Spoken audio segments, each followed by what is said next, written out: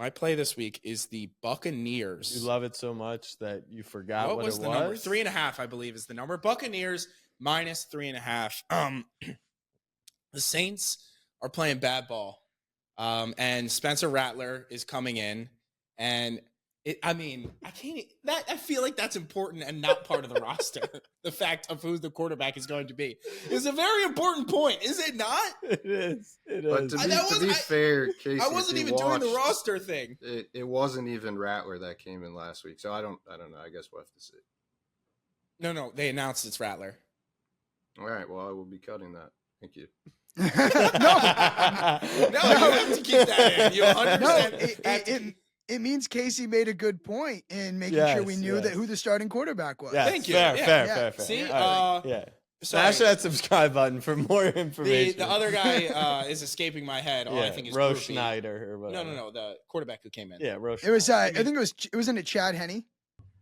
No, guys, come on. It was the model. It was the model. What's his name? Brad Johnson. The guy who.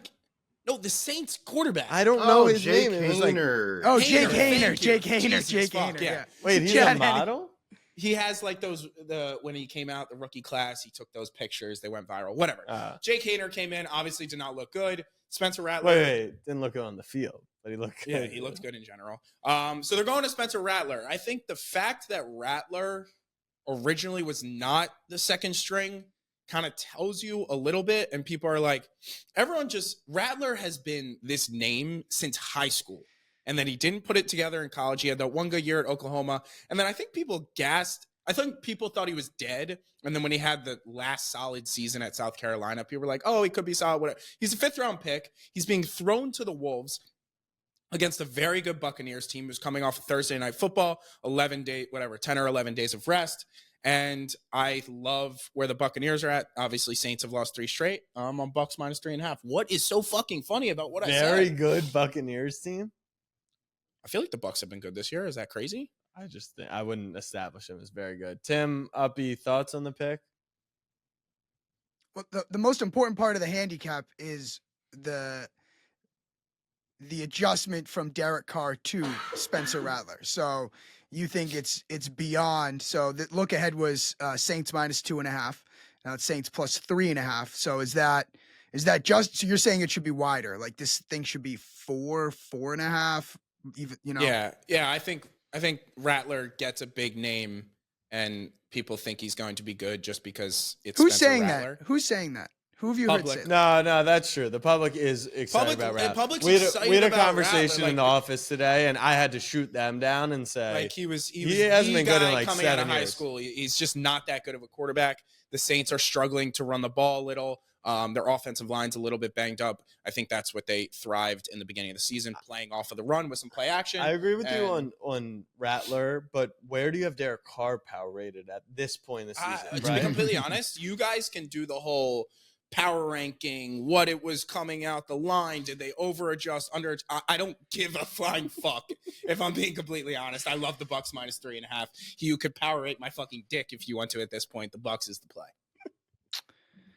Well, that convinced me. Honestly, that was a right. Thank you. I knew Uppy would love power rating. So just for context for everyone, my good buddy who I used to live with, his name's Teddy. He texted the Fish last week and he said, "Don't let these guys get on you about naming the roster and your picks, your winning bets right now."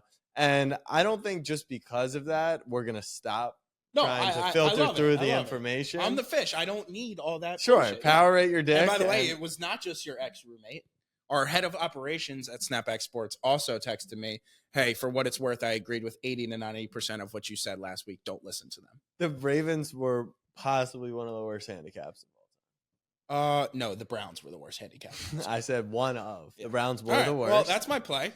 Okay. Power rate this. Let's go Baker. How do we feel in general?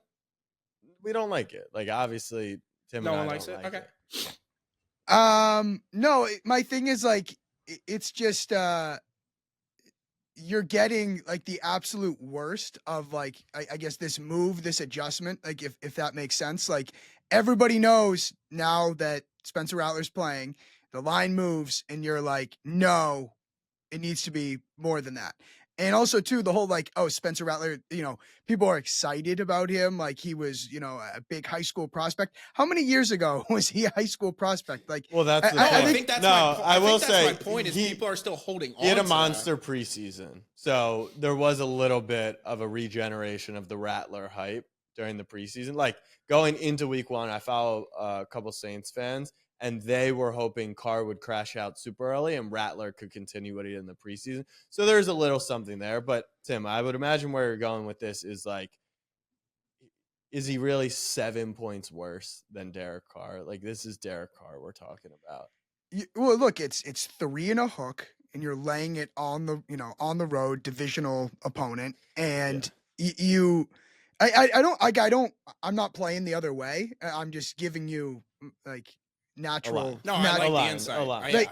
I appreciate it. Like I'll ask you this, right? So, do you think Derek Carr and the Saints offense, how well they played the first 2.5 weeks of the season, whatever it was? Do you think that was more about the offensive coordinator or Derek Carr?